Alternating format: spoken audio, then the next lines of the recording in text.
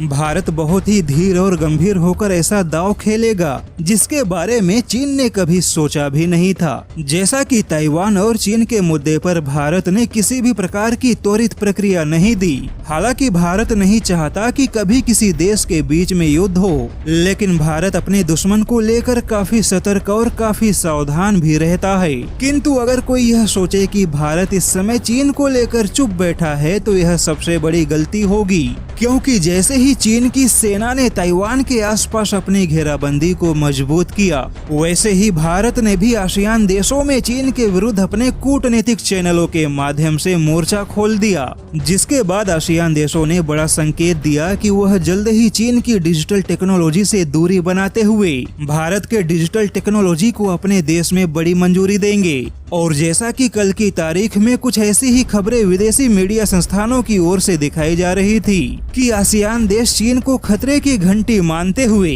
भारत के साथ अपने डिजिटल सहयोग को बढ़ाना चाहते हैं, जिसमें भारत की डिजिटल पेमेंट जैसी सेवाएं भी शामिल होंगी। और अब आसियान देशों के विदेश मंत्रियों ने ताइवान के खिलाफ चीन के युद्ध के तैयारियों की कड़ी निंदा की है।